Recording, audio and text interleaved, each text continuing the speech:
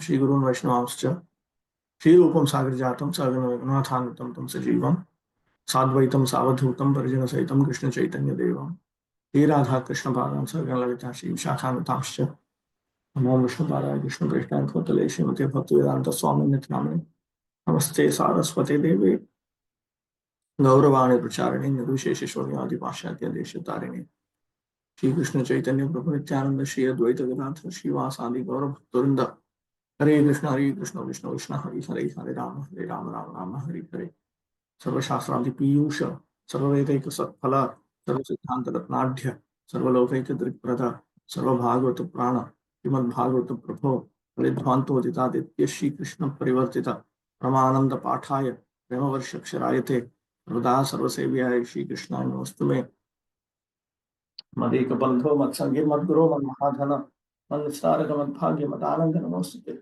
Asathu Sathu Tadarya Chochata Panamanchakadachin Mam Premanahrit Kantayospura Om Namo Bhagavate Vasudevaya Om Namo Bhagavate Vasudevaya Om Namo Bhagavate Vasudevaya.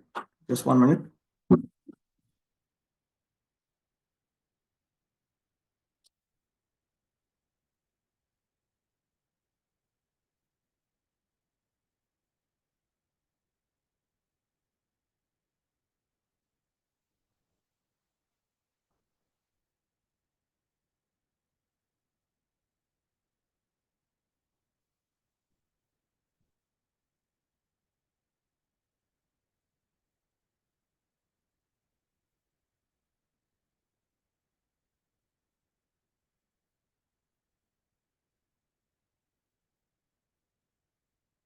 Okay. Today 2.4.17 to 2.4.20. Take 17. Tapasvino Dana Parayashasvino Anasvino Mantra Vidaksu Mangala Kshemam na Vindanti Vinayadatpanam Tasmai Subhadra Shvase Namo Namaha.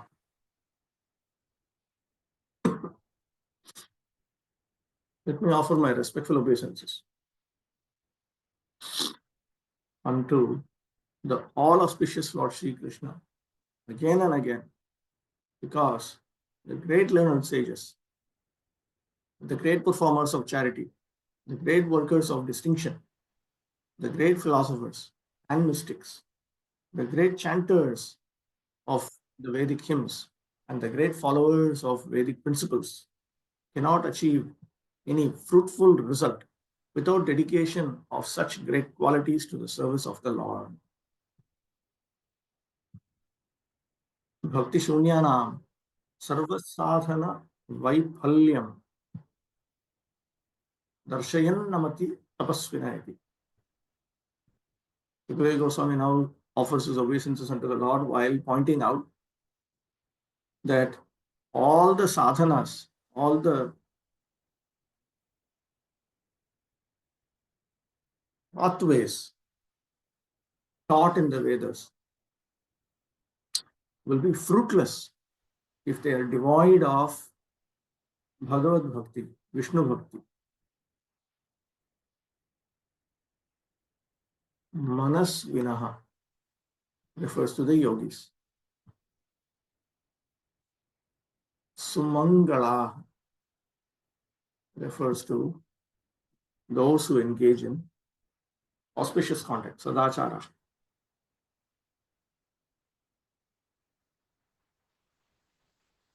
Subhadra Shravase Tyavrittihi Yashashravanadehi Pradhanya Jnapanaya. Tasmai Subhadra Shravase Namo Namaha. This keeps repeating. And this is to point out that to hear about his auspicious qualities and so on are the primary elements of devotion service to the Lord.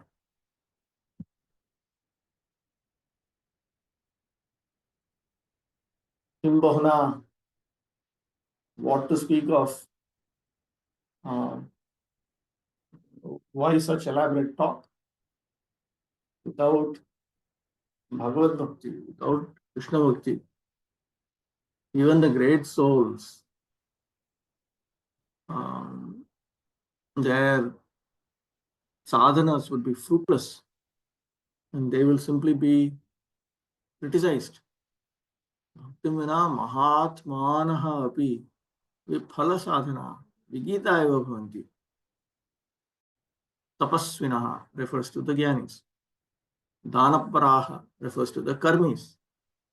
The karmis are the ones who give charity. The jnanis are the ones who engage in these austerities. Yashasvinaha karma visheshaha ashwamethati kartaraha. This is a subcategory amongst the karmis. The ones who engage in ashwametha and other such renowned sacrifices.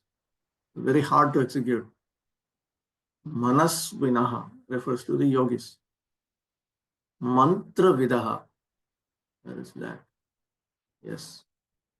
This refers to those who follows the various agamas, supplementary scriptures.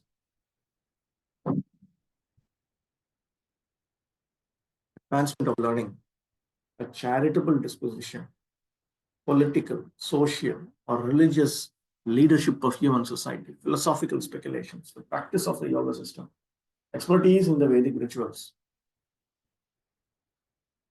and all similar high qualities in man. So what? In the attainment of perfection, only when they are employed in the service of the Lord. Without such dovetailing, all such qualities become sources of trouble for people in general. Everything can be utilized either for one's own sense gratification or in the service of one other than oneself.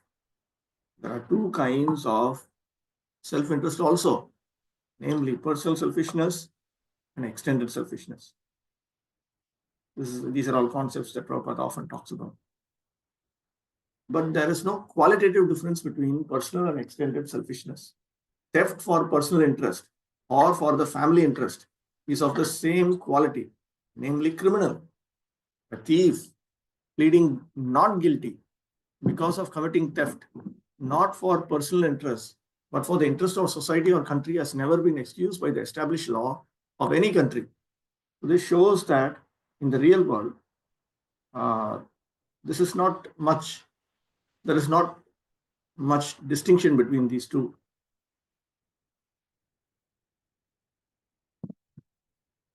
Just like there are people who may say that, you know what, I am only stealing for the sake of my children or my wife or my extended family or like that. But the established law of any country will not accept that. It's still considered a theft. That activity is theft.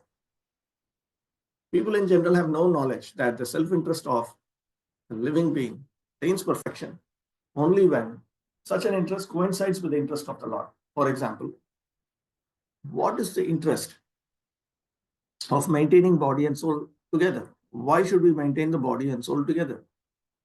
One earns money for maintenance of the body, personal or social.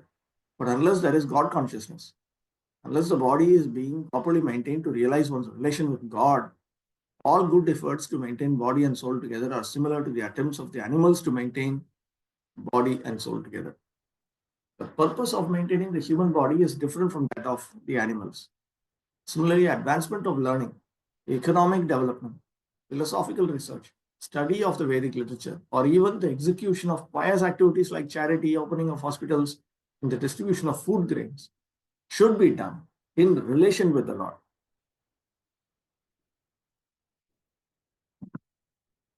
Should be done in relation with the Lord means that somehow or other you have to mix Krishna Bhakti with that. The aim of all such acts and endeavors must be the pleasure of the Lord and not the satisfaction of any other identity, individual or collective. Samsiddhir Haritoshana. The same principle is confirmed in the Bhagavad Gita 9.27, where it is said that whatever we may give in charity and whatever we may observe in austerity must be given over to the Lord or be done on His account only. The expert leaders of a godless human civilization cannot bring about a fruitful result in any of their different attempts at educational advancement or economic development unless they are God conscious. And to become God conscious, one has to hear about the all auspicious Lord as he is described in literature like the Bhagavad Gita and Srimad Bhagavatam.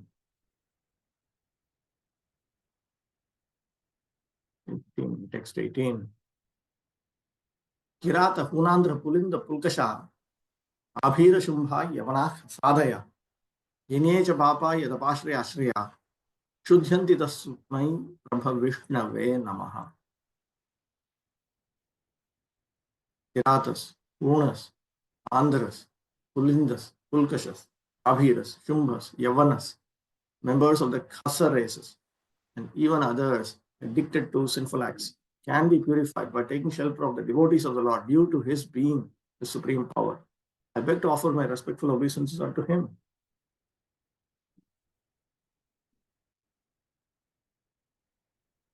Useful to look at the word meanings here.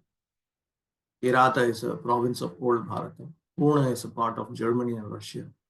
Andhra is a province in southern India. Pulinda refers to Greece. Pulkasha is another province. Abhira is a part of old Sindh. Shumbha is another province. Yavana refers to Turkey. Khasa Adayaha refers to the Mongolian province.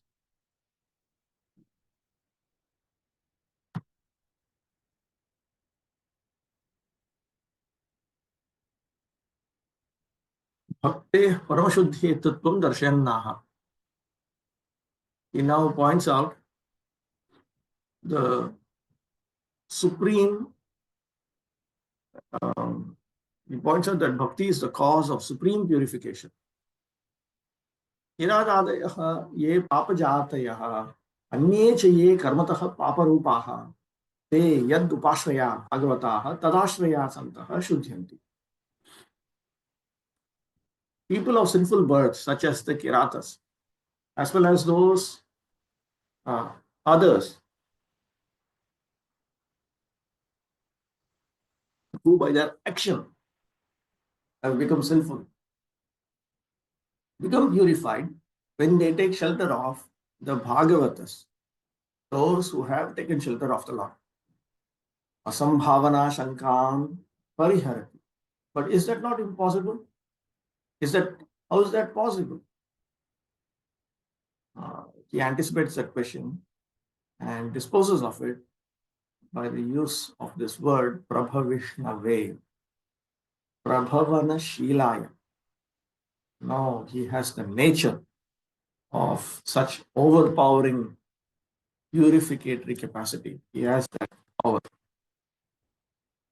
Bhaktashitanam papa jivanam api pramashuddhau hetutvam darshayannaha kirateti. Even sinful souls, if they take shelter of the devotees of Lord Krishna,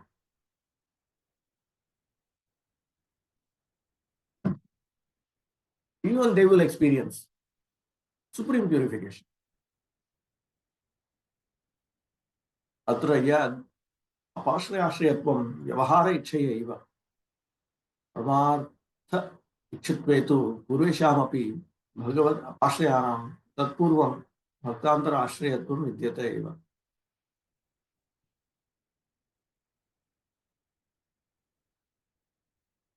This expression, yadapashraya ashraya, it indicates that these souls, they have always taken shelter of the devotees who had taken shelter of the Lord. It will be clarified. Vishnu Chakravarti Thakur will clarify. Bhakti gandhena api kevalena yuktaha chet apatmanaha vidita api tartha bhavanti ityaha. Even if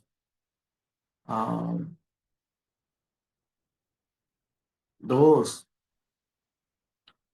who are absolutely devoid of bhakti, fully sinful, and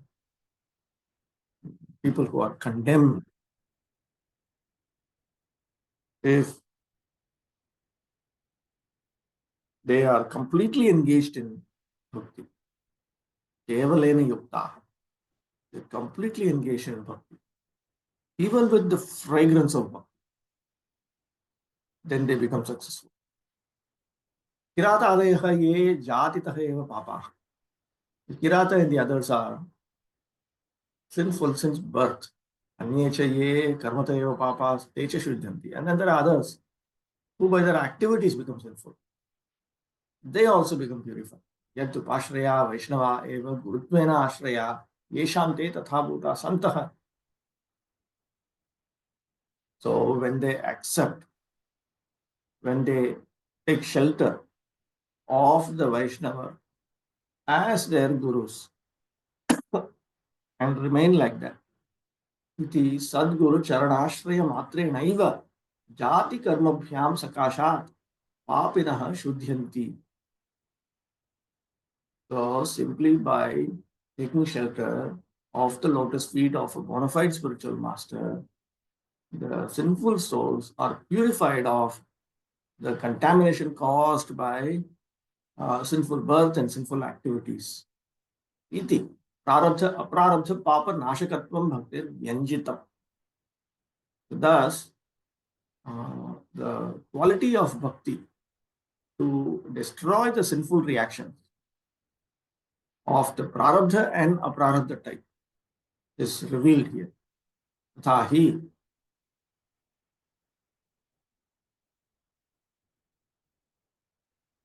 Moreover, kiratadinam ashuddhau durjatireva karanam. The impurity of the kiratas and others is due to their sinful birth. Durjati arambhakam yat papam tat prarabdham eva. And the sinful reaction that brings about such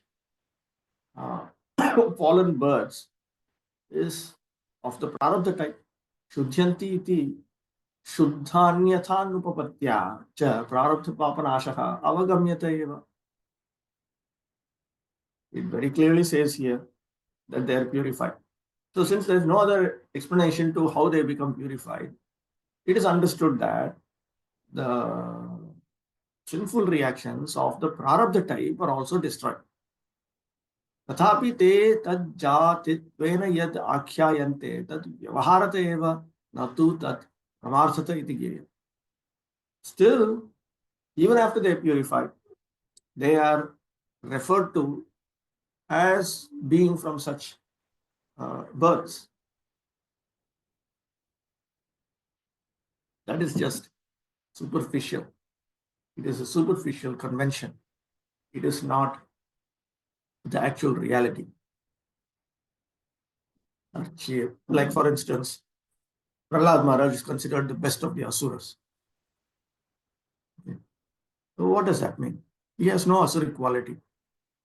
But it is just a superficial remark about him and his connection with that particular community in which he was born.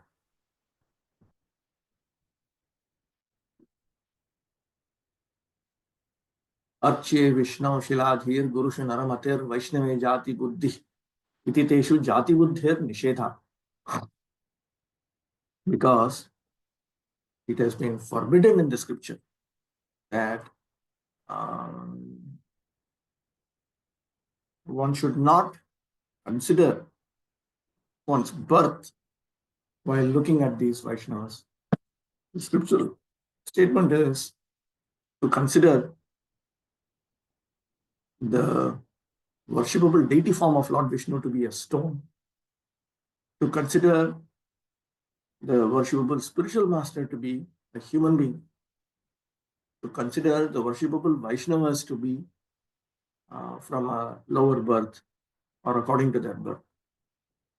This is all an offense. तथा एतादृश दुर्जातयः अपि भक्तिम् उपदेष्टव्या इति विदिश्च प्राप्तः. So from this, we understand that there is an injunction that Hari Bhakti should be instructed even to people of such fallen birds like these. Bhakshyate cha ekadashe. This will be stated also in the 11th canto, 11.5.4. Striya Shudradayaschapi Henukampa Bhavadrisham. Souls like you. This is told to, I remember correctly, the Navayogendras. You should be compassionate to women, Shudras, and so on. Iti atra Adipadena Durjataya eva labhyante. Here, 11.5.4, it is stated you should have compassion. You have compassion for women, Jews, and so on. Adaya. What is this and so on? This and so on certainly refers to people of fallen birth. Atra asambhavanadi sarva apeksha pariharartham aha prabhavishnave. So now, to cancel off all objections such as it is impossible and so on, the word prabhavishnave is used. Prabhavishnave iti. Eshapi eka bhagavata prabhuta. So this is an overpowering nature of the Supreme Personality of Godhead. This is also one of them. Swabhavaki. And it is natural to him. Nadra yuktiri yojaniya iti bhavaha. The implication is, don't try to logically try to understand it. Okay, what is this? These prayers are from Bhagavatam only. Which prayers? For the invocation prayers you do. Which invocation prayer? Sarva Shastradi, like that. Sarva Shastra Abdi Piyusha, that is Sanatana Goswami. Then Prabhu, continuously recite 3-4 slokas, no? The one beginning with Sarva Shastra Abdi Piyusha is from Sanatana Goswami. After that, I chant Om Namo Bhagavate Vasudevaya. It's a series of verses. I think I put out that, I don't remember if I put Bhagavata Stava in the Telegram group. If I didn't put, then remind me, I can just put it out. Kirata, the province of old Bharatavarsha, mentioned in the Bhishma Parva of the Mahabharata. Generally, the Kiratas are known as the aboriginal tribes of India. In modern days, the Santal Parganas in Bihar and Chota Nagpur might comprise the old province named Kirata. Where is this Santal Parganas? Chota Nagpur. Is all Bihar? No, now in Jharkhand. So Jharkhandis. Now currently in Jharkhand. Pune, the area of East Germany and part of Russia is known as the province of the Hunas. Accordingly, sometimes a kind of hill tribe is known as the Hunas. Andhra, a province in southern India mentioned in the Bhishma Parva of the Mahabharata. It is still extant under the same name. So don't think that every part of India or South India is all glorious. Andhra is in the west.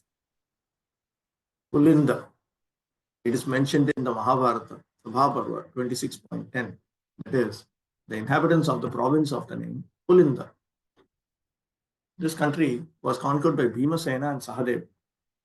The Greeks are known as Pulindas, and it is mentioned in the Vanaparva of Mahabharata that the non-Vedic race of this part of the world would rule over the world.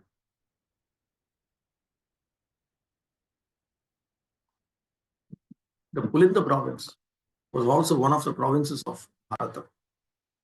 The inhabitants were classified amongst the Kshatriya kings.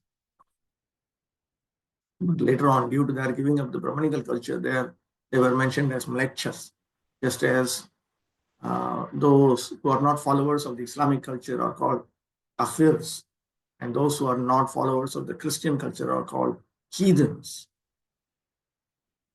Abhira. This name also appears in the Mahabharata, both in the Sabha Parva and Bhishma Parva. It is mentioned that this province was situated on the river Saraswati in Sindh. Saraswati appears to have been a regular river. the modern Sindh province, formerly extended to the other side of the Arabian Sea. And all the inhabitants of that province were known as Abhiras. They were under the domination of Maharaj Yudhishthira. According to the statements of Markandeya, the Mlecchas of this part of the world would also rule over Bharata. Later on, this proved to be true, as in the case of the Pulindas. On behalf of the Pulindas, Alexander the Great conquered India, and on behalf of the Abhiras, Muhammad Ghori conquered India. These Abhiras were also formerly Kshatriyas within the Brahmanical culture, but they gave up the connection. The Kshatriyas who were afraid of Parashuram and had hidden themselves in the Caucasian hilly regions later on became known as Abhiras, and the place they inhabited was known as Abhiradesh.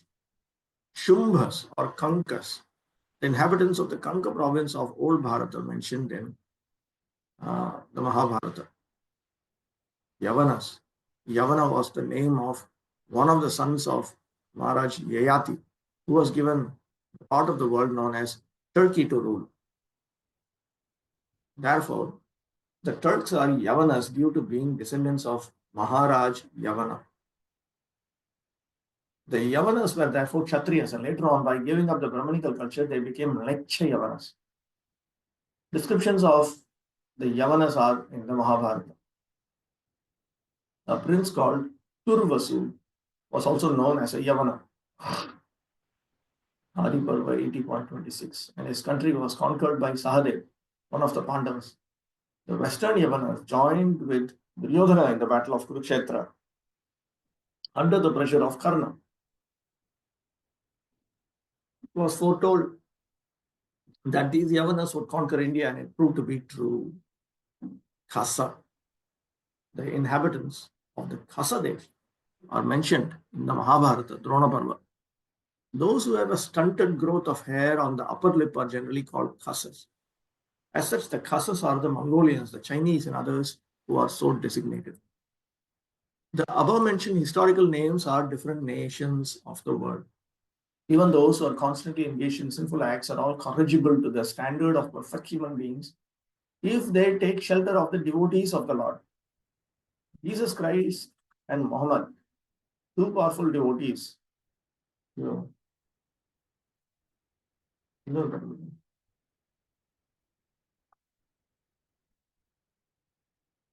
powerful devotees of the Lord have done tremendous service on behalf of the Lord on the surface of the globe. And from the version of Srila Shukadeva Goswami, it appears that instead of running a godless civilization in the present context of the world situation, if the leadership of the world affairs is entrusted to the devotees of the Lord, for which a worldwide organization under the name and style of the International Society for Krishna Consciousness has already been started, then by the grace of the Almighty Lord, there can be a thorough change of heart in human beings all over the world, because the devotees of the Lord are able authorities to effect such a change by purifying the dust-worn minds of the people in general. The politicians of the world may remain in their respective positions because the pure devotees of the Lord are not interested in political leadership or diplomatic implications. The devotees are interested only in seeing that the people in general are not misguided by political propaganda, and seeing that the valuable life of a human being is not spoiled in following a type of civilization which is ultimately doomed. If the politicians, therefore, would be guided by the good counsel of the devotees, then certainly there would be a great change in the world situation by the purifying propaganda of the devotees, as shown by Lord Chaitanya. As Shukadeva Goswami began one of his prayers with the words Yat Kirtanam, so also Lord Chaitanya recommended that simply by glorification of the Lord's holy name, a tremendous change of heart can take place, by which the complete misunderstanding between the human nations created by politicians can at once be extinguished. And after the extinction of the fire of misunderstanding, other prophets will follow. The destination is to go back home, back to Godhead, as we have several times discussed in these pages. There's something in the chat box. That means Andhra in South India is a more sinful state, looks like. One of my friends is from Andhra, and he keeps telling me, I need to chant a lot because I'm from Andhra. According to the cult of devotion, generally known as the Vaishnava cult, there's no bar against anyone's advancing in the matter of God realization. A Vaishnava is powerful enough to turn into Vaishnavas, even the Kiratas, etc., as above mentioned. In the Bhagavad Gita 9.32, it is said by the Lord that there is no bar to becoming a devotee of the Lord, even for those who are low-born, or for women, Rudras, or Vaishyas. And whoever becomes a devotee is eligible to return home back to Lord. The only qualification is that one takes shelter of a pure devotee of the Lord who has a thorough knowledge of the transcendental signs of Krishna, the Bhagavad Gita and Srimad Bhagavatam. Anyone from any part of the world who becomes well conversant in the science of Krishna becomes a pure devotee and a spiritual master for the general mass of people and may reclaim them by purification of the heart. Though a person be even the most sinful man, he can at once be purified by systematic contact with the pure Vaishnava. A Vaishnava, therefore, can accept a bona fide disciple from any part of the world without any consideration of caste and creed and promote him by regulative principles to the status of a pure Vaishnava who is transcendental to Brahmanical culture. The system of caste or Varnashama Dharma is no longer regular even amongst the so-called followers of the system. Nor is it now possible to re-establish the institutional function in the present context of social, political, and economic revolution without any reference to the particular custom of a country. One can be accepted into the Vaishnava cult spiritually, and there is no hindrance in the transcendental process. So, by the order of Lord Sri Chaitanya Mahaprabhu, the cult of Srimad Bhagavatam and the Bhagavad Gita can be preached all over the world, reclaiming all persons willing to accept the transcendental cult. Such cultural propaganda by the devotees will certainly be accepted by all persons who are reasonable and inquisitive.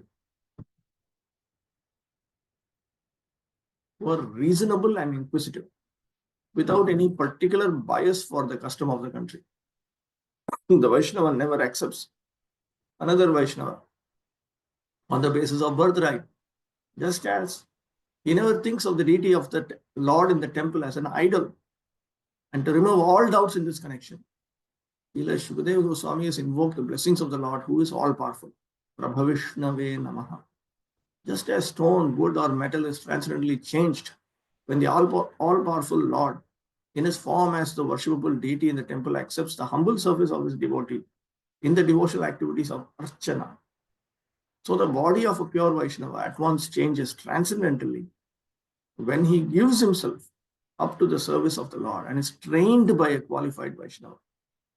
The injunction of the Vaishnava regulations in this connection run as follows. Arche Vishnu Shiladhir Guru Shunaramatir Vaishnave Jati Buddhi Sri Vishnu Namni Mantre Shabda Samanya Buddhi, etc. One should not consider the deity of the Lord as worshipped in the temple to be an idol, nor should one consider the authorized spiritual master an ordinary man, nor should one consider a pure Vaishnava to belong to a particular caste, nor should one consider the Hare Krishna Mahamantra, material sound vibration, etc. Padma Purana. The conclusion is that the Lord, being all-powerful, can under any and every circumstance accept anyone from any part of the world, either personally or through his bona fide manifestation as a spiritual master. So even in Mahabharata, it is mentioned that Vyasadeva, being an incarnation of the Lord, he once decided to elevate a worm.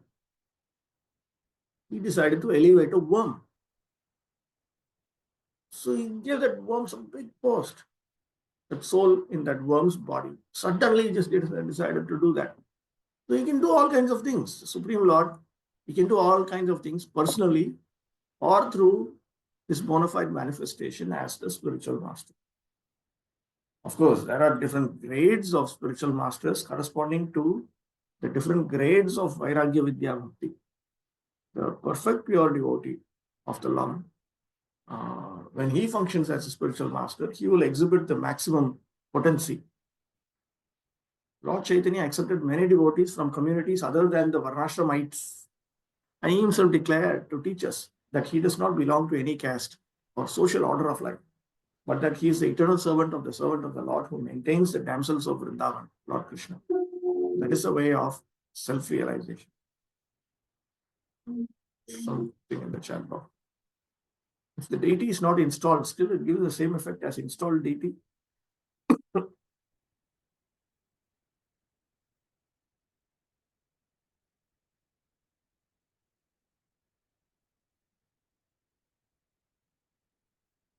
The deities are meant to be installed according to scriptural injunctions.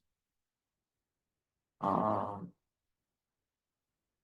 talking of three-dimensional deity, or just three-dimensional deities are meant to be installed. Nowadays, there's a strong current of propaganda to that effect, that our deities must be installed. There are some who even say that there's no such thing as uninstalled deity. You must install it, otherwise you're breaking the scriptural rules.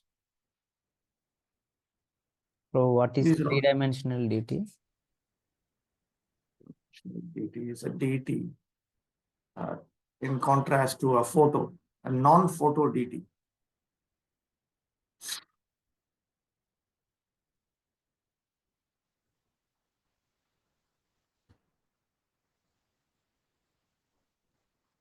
But we see in many temples in ISKCON still deities are not installed.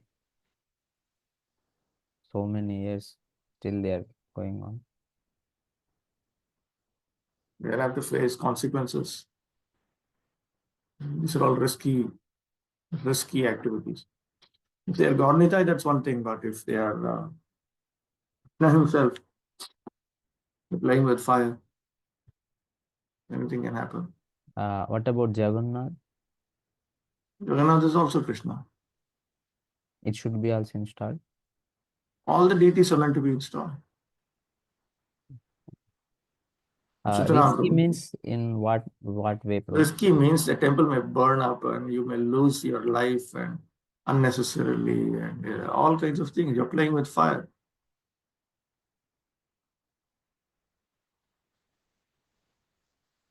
Do we have any references from our ISKCON like that? Do you have any idea about this?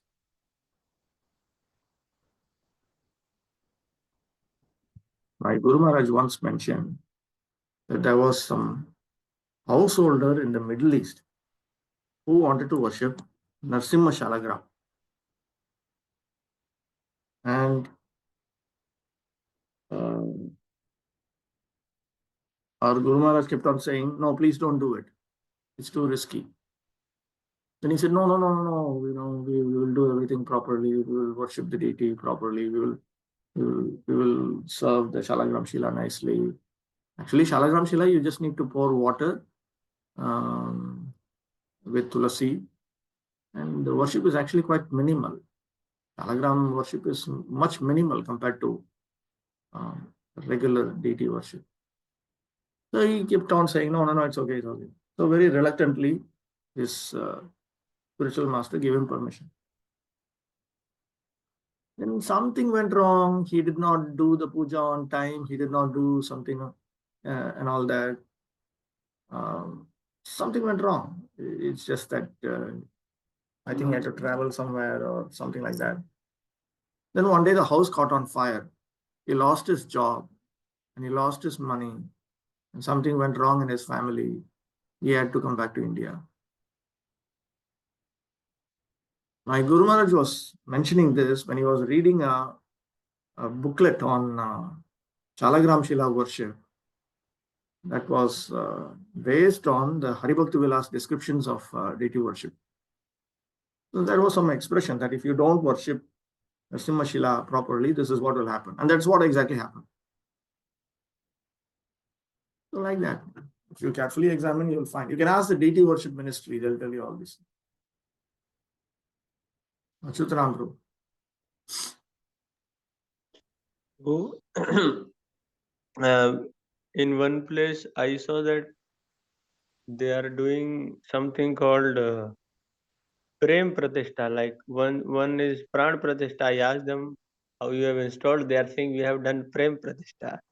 So they said that we just did Kirtan and then we invited the Lord, please manifest, and then it's done, installation is done.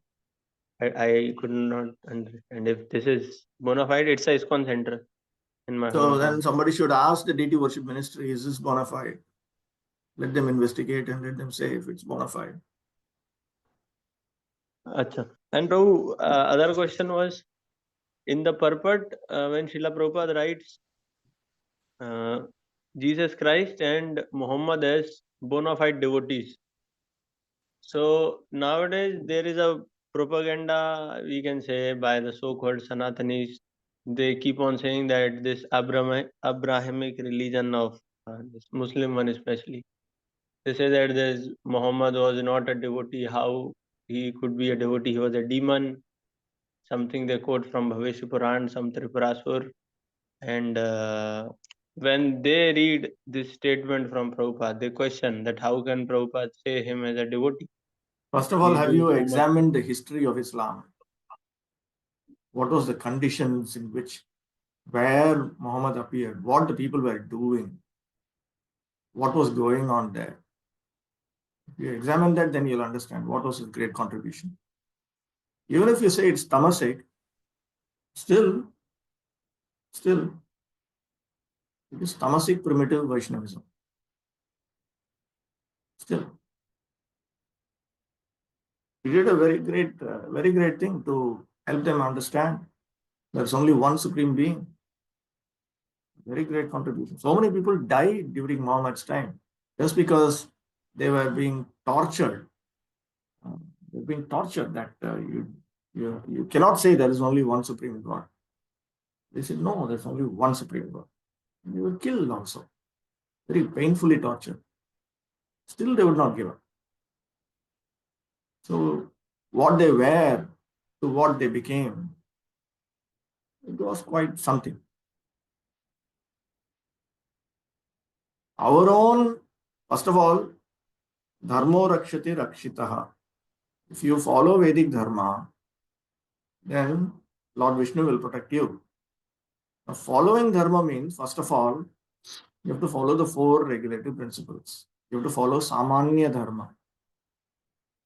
And then you have to accept Lord Vishnu as the one supreme being. You don't accept all these key elements of Vedic dharma, then naturally you will lose protection.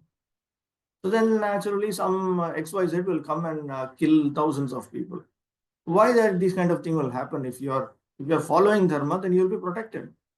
You would be protected by various divine forces. There is documented evidence that before the Muslims came to India, there was plenty of illicit relationships, even in places like Kashmir, which was considered a very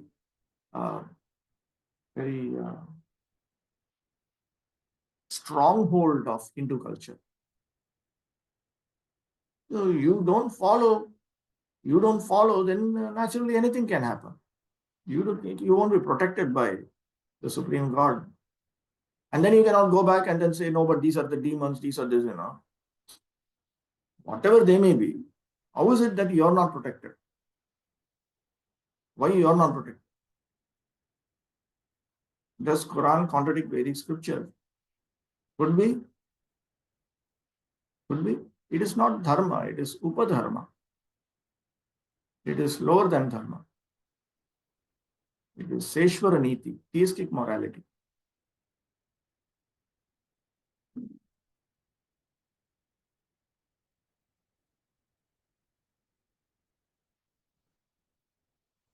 Text 19. So Esha Atma Atma Vatamadhishwarasta Imayo Dharmam Mayastapomaya Gatav Gali Kai Rajashankaradhibhir Vitarkyalingo Bhagavan Prasidata. He is the super soul and the supreme lord of all self-realized souls. He is a personification of the Vedas, religious scriptures, and austerity.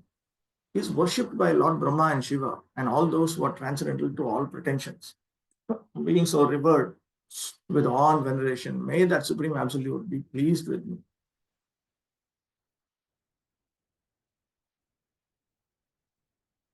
Sarva upasyatvam anusmaran prarthayate.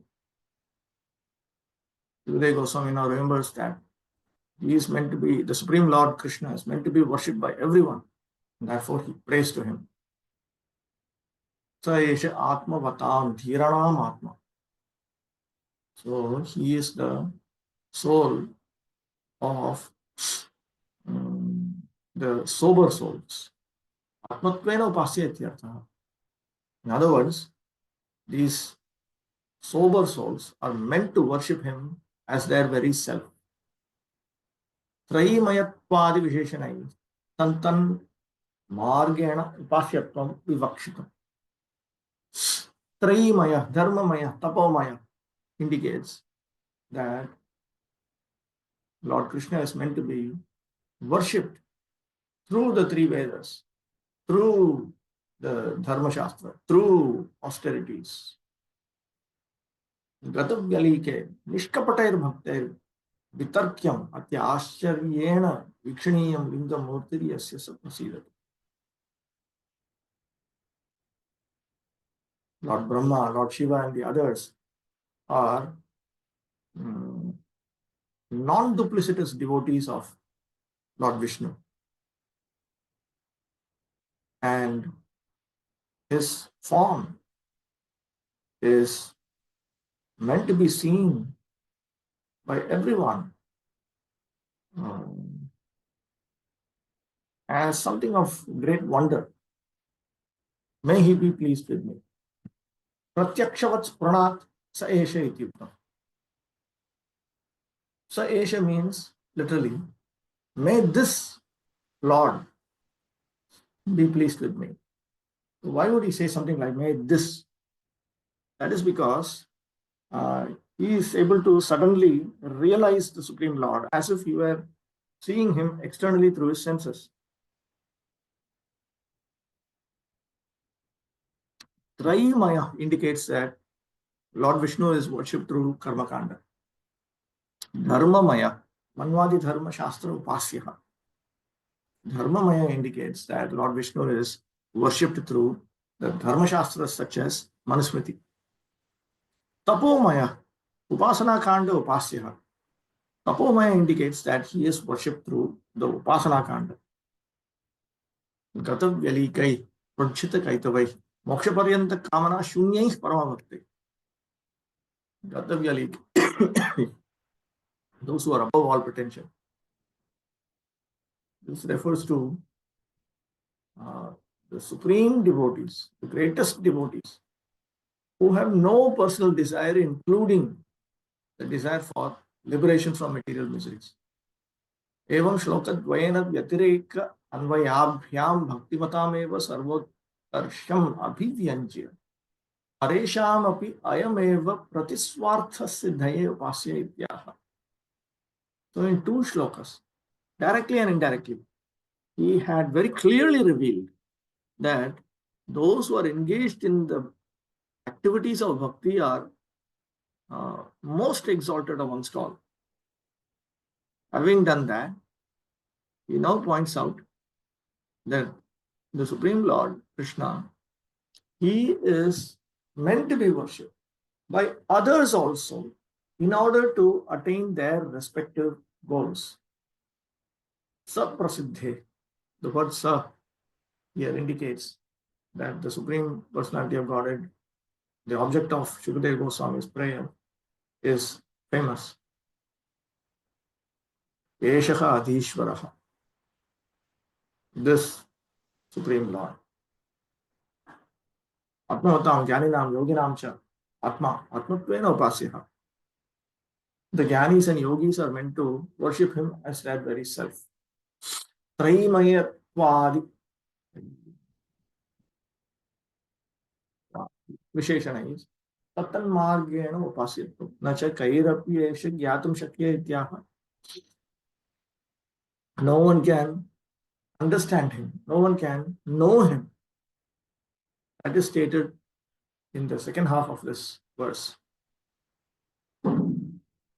Gatav Gyalike Nishkapataihi Vitarkyameva Natu Nishchayena Gyatum Shakyam Lingam Lakshanapi. His characteristics cannot be firmly ascertained, but can be conjectured about by those who are non-duplicitous. Kimutar Linga Gamyam Swarupam Yasyasa. What to speak about his personal nature. Sarkapata Nama Atmavatadinam kavarta iti bhava.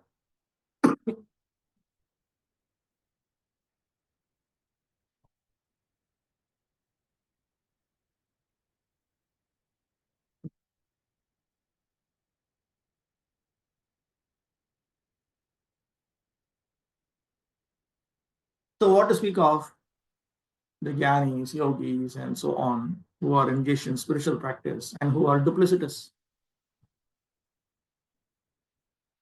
The Supreme Lord, the personality of Godhead, although the Lord of all followers of different paths of self-realization, is knowable only by those who are above all pretensions. Everyone is searching for eternal peace or eternal life. And with an aim to this destination, everyone is either studying the Vedic scriptures or other religious scriptures or undergoing severe austerity as empiric philosophers, as mystic yogis, or as unalloyed devotees, etc. But the Supreme Lord is perfectly realized only by the devotees, because they are above all pretensions. Those who are on the path of self-realization are generally classified as karmis, jnanis, yogis, or devotees of the Lord.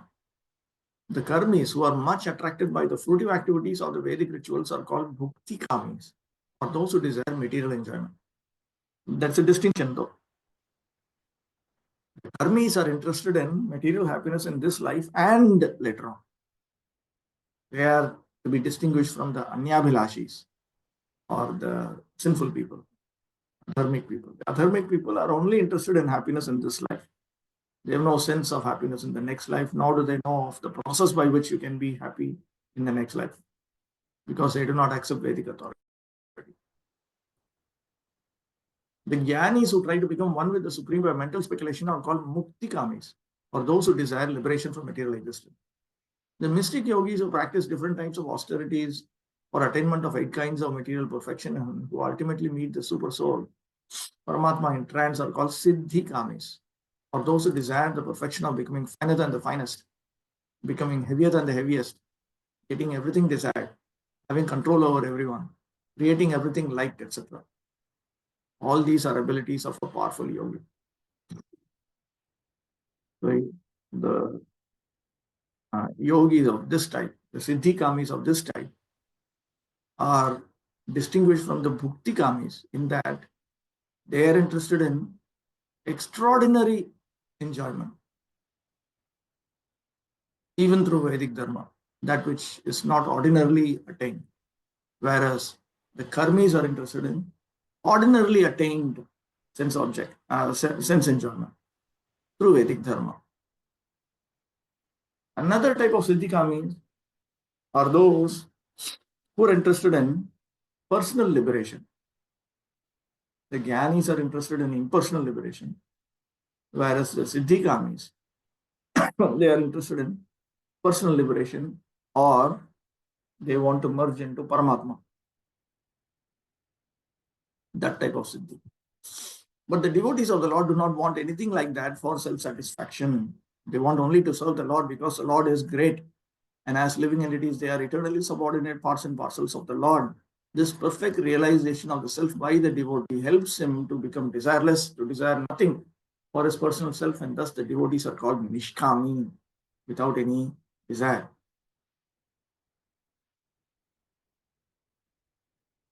The living entity, by his constitutional position, cannot be devoid of all desires.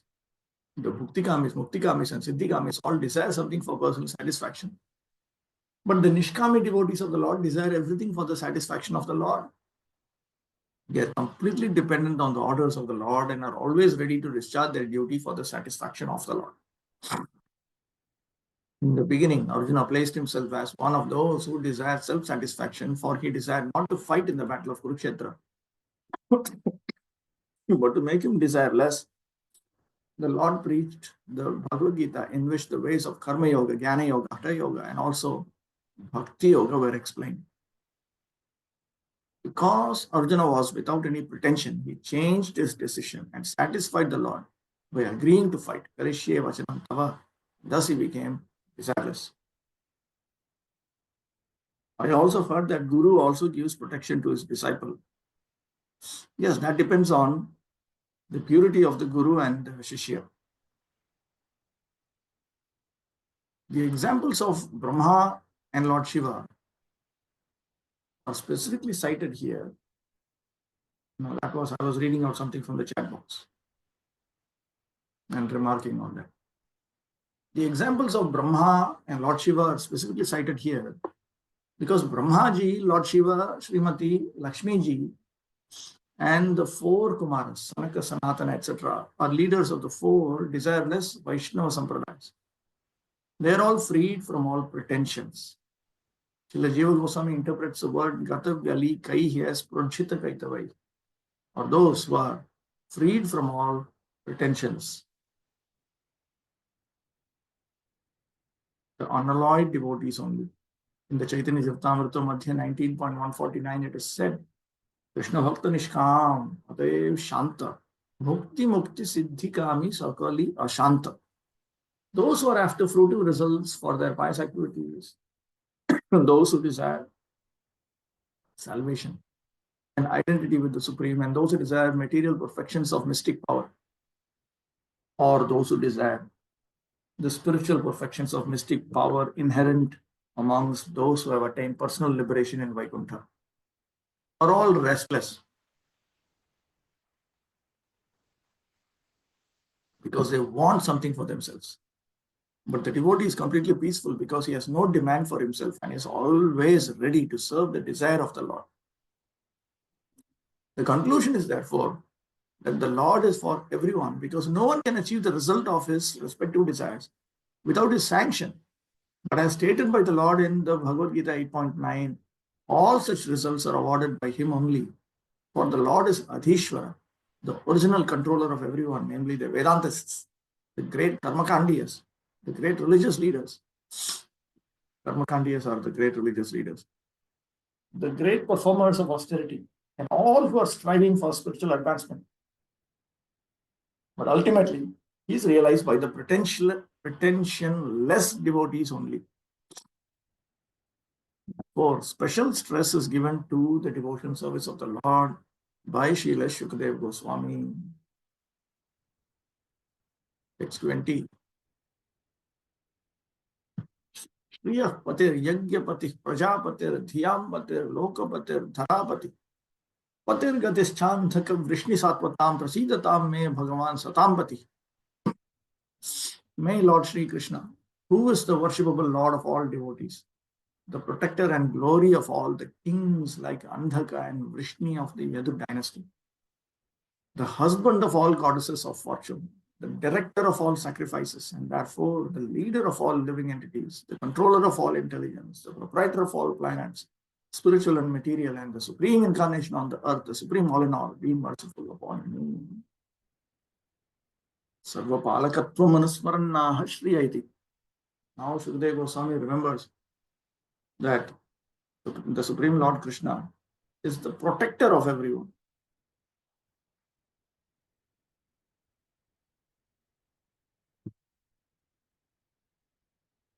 Gatischa sarva apatsu rakshakaha. He is not only the Pati, the protector, he is also the Gati, the shelter, which indicates that he protects everyone during critical conditions, during crisis. It's one thing to be a regular protector, it's another thing to be a protector during crisis. And bonds. Thus, freed from pretensions here mean unalloyed. Yes. Tadevam nijopasya vishesham rahasyatvena abhivyajya parama prema aveshena eva prakatam yanjayannaha. His specific object of worship has been revealed by Shukadeva Goswami confidentially. But now, he is very explicitly revealing the Supreme Lord because he is overcome by supreme love for him. Shriyaha sarva sampat adhishthat yaha patihi swami. He is the husband of the female presiding deities of all forms of wealth. Ataha yajnanam sarvashreya sadhananam the patihi paladata. Therefore, he is the master, that means the bestower of the fruits of all the different sadhanas, the pathways to attain beneficial results. This refers to the yajnas. Ataha prajanam sarvasam eva patir ishvaraha. He is the controller. And in that sense, he is the master of all those who are born, the prajas. Yataha dhyam patihi tasam antaryami cha tataha cha tasam ye loka bhogya bhuvanani teshamapi patir bhokta. Because he is the Lord of their intelligence, which indicates that he is their inner controller, the antaryami. Therefore, it is understood that he is the master or the enjoyer of all of their worlds, the worlds of those who are born, the worlds of enjoyment. Ya eva cha dharapatihi kripaya avatirya dharapatitva leelam cha vyanjitavan ityartha. And he is the one who compassionately incarnated and revealed the pastime of becoming the husband of Dhara or Bhumi. Kosau ityapekshayamaha patiriti. Who is this person? That is stated here. Patir gateschandhika vishnisaputam. Patihi, palakaha, he is a protector. Gatihi, nitya ashrayaha. He is the eternal shelter of the Andhaka, Vrishni, and Satpata dynasties. In other words, Shukadeva Goswami's specific object of worship is Swayam Bhagavan Krishna, who is revealed here. Tatra Pramanamaha. So then he states the evidence for all of this. Satam tad anubhavina patihi ashraya. He is Satam Patihi. He is the Lord of all devotees. In other words, he is the shelter of those who directly experience him.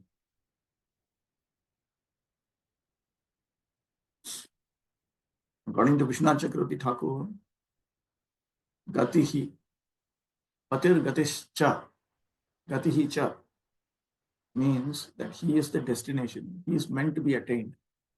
Aprakata prakashe sa yadava rupatvena ityarthaha.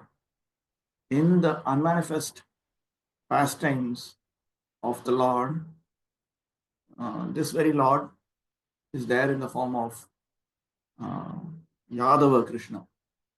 He is meant to be attained.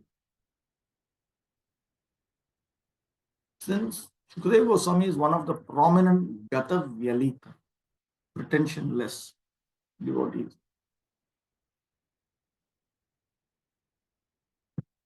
those who are freed from all misconceptions, he therefore expresses his own realized perception of Lord Sri Krishna as being the sum total of all perfection, the personality of Godhead. Everyone is seeking the favor of the goddess of fortune. But people do not know that Lord Sri Krishna is the beloved husband of all goddesses of fortune.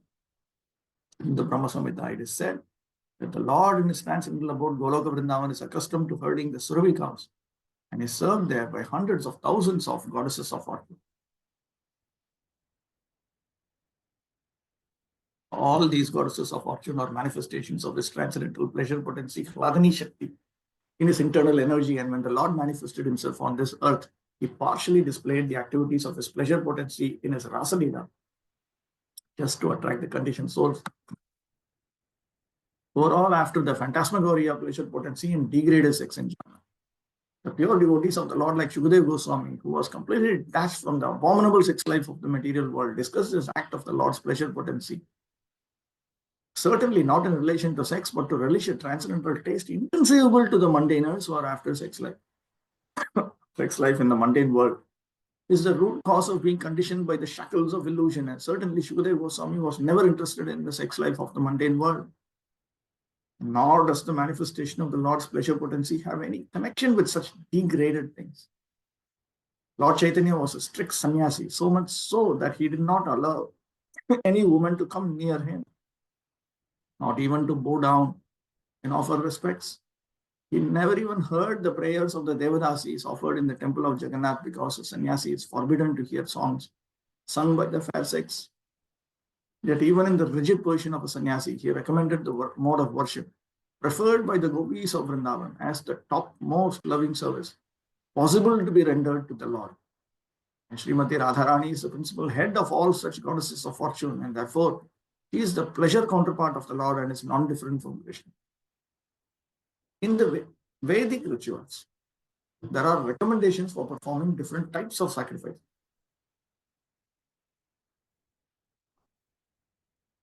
In order to achieve the greatest benefit in life, the benedictions that result from performing great sacrifices are, after all, favors given by the goddess of fortune. And the Lord, being the husband or lover of the goddess of fortune, is factually the Lord of all sacrifices also. He is the final enjoyer in all kinds of yajna. Therefore, Yagyapati is another name of Lord Vishnu.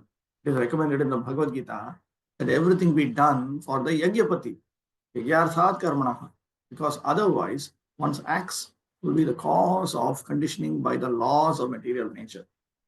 Those who are not freed from all misconceptions, Galikam, perform sacrifices to please the minor demigods. But the devotees of the Lord know very well that Lord Sri Krishna is the supreme enjoyer of all performances of sacrifice.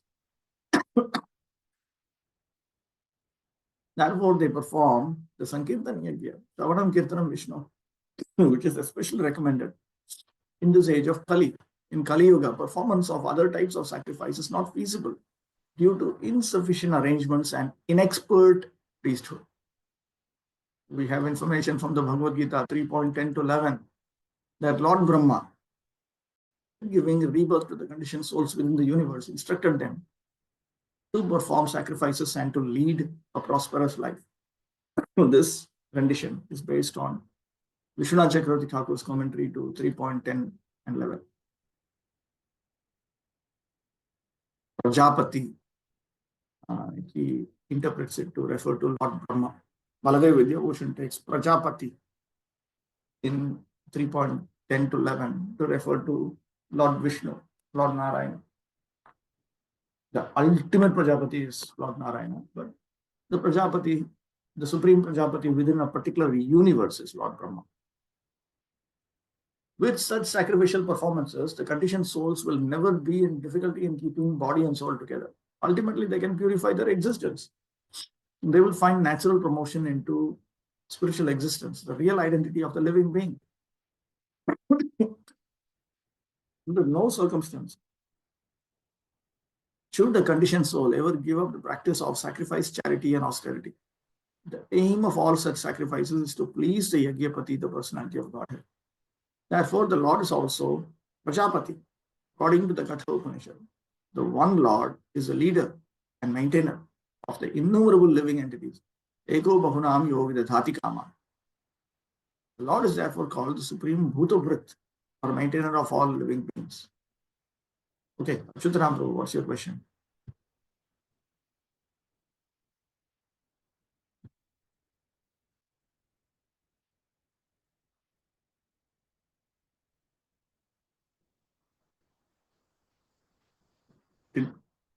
You're muted. What does that mean? You're muted, first of all. Achyutanam Prabhu, you are mute. It looks like his computer is not working. He is telling. Computer is not working. Okay, then just type it out in chat. Why we see ISKCON, why we see sannyasis do kirtan in our ISKCON? What is wrong with sannyasis doing kirtan? Is there any chance that the strict rules observed by Lord Chaitanya will come one day? Yeah, all of us should start following. Those who follow will follow.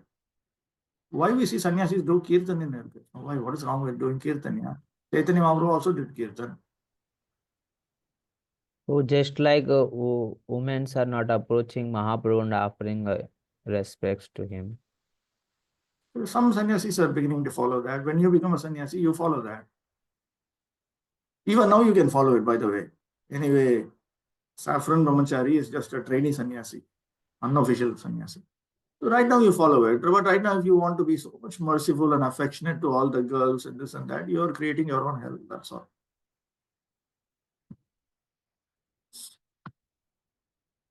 Achyutanam Prabhu.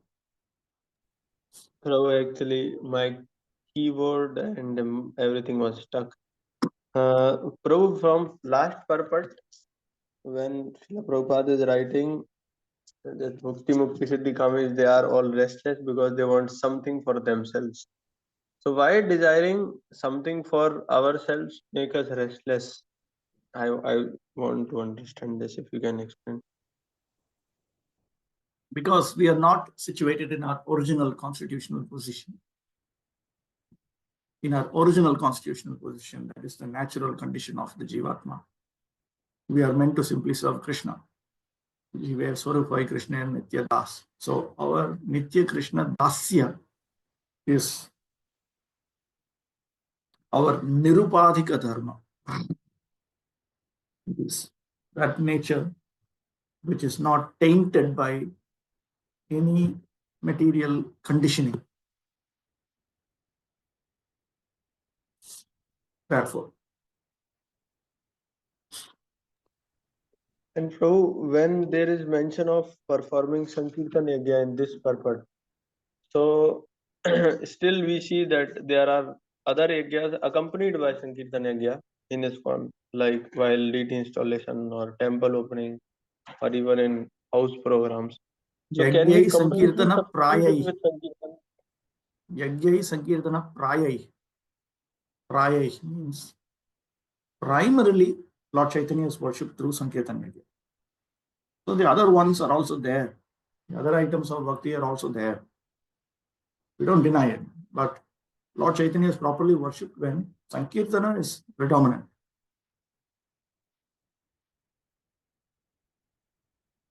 Okay. Okay, let's move on. Living beings are proportionately endowed with intelligence in terms of their previous activities. All living beings are not equally endowed with the same quality of intelligence, because behind such development of intelligence is the control of the Lord, as declared in the Bhagavad Gita 15.15. As Paramatma, the super soul, the Lord is living in everyone's heart, and from him only does one's power of remembrance, knowledge, and forgetfulness follow. Matta smritir jnanam apohanam cha. One person can sharply remember past activities by the grace of the Lord, while others cannot. One person is highly intelligent by the grace of the Lord, and another is a fool by the same control. Therefore, the Lord is Dhyampati, or the Lord of intelligence. And that is because, why does the super soul provide more intelligence or less intelligence? That is because they have engaged in sinful activities or pious activities. If we engage in pious activities, then we get Janma, Aishwarya, Shruta, Shri, which also includes intelligence. When you engage in sinful activities, then we get the opposite of that. So that is all supervised by Paramatma. The conditioned souls strive to become lords of the material world. Everyone is trying to lord it over the material nature by applying the highest degree of intelligence. This misuse of intelligence by the conditioned soul is called madness. One's full intelligence should be applied to get free from the material clutches.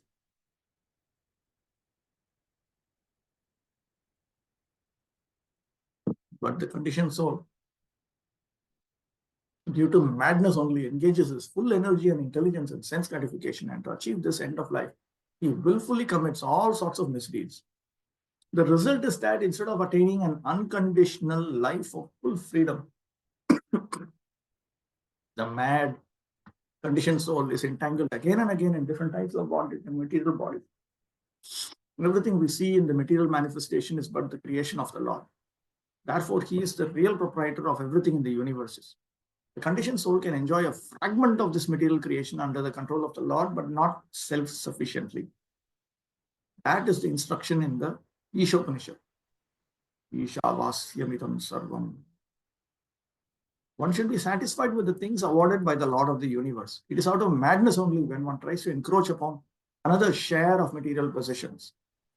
The Lord of the universe, out of his causeless mercy upon the conditioned souls, descends by his own energy, Atma Maya, to re-establish the eternal relation of the conditioned souls with him. He instructs all to surrender unto him instead of falsely claiming to be enjoyers for a certain limit under his control. I'll read that again. He instructs all to surrender unto him instead of falsely claiming to be enjoyers for a certain limit under his control.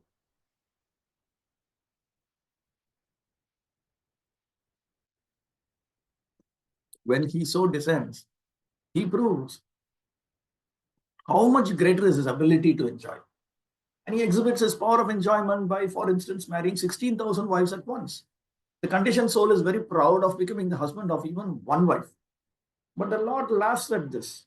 The intelligent man can know who is the real husband. Actually, the Lord is the husband of all the women in his creation, but the conditioned soul, under the control of the Lord, feels proud to be the husband of one or two wives. All these qualifications as the different types of pati mentioned in this verse are meant for Lord Sri Krishna, and Shukadeva Goswami has therefore especially mentioned the pati and gati of the Yadu dynasty. The members of the Yadu dynasty knew that Lord Sri Krishna is everything. All of them intended to return to Lord Krishna after he had finished his transcendental pastimes on the earth. The Yadu dynasty was annihilated by the will of the Lord because its members had to return home with the Lord. The annihilation of the Yadu dynasty was a material show created by the Supreme Lord. Otherwise, the Lord and the members of the Yadu dynasty are all eternal associates. The Lord is therefore the guide of all devotees, and as such, Shukadeva Goswami offered him due respects with love-laden feelings. All right, so we'll stop with that.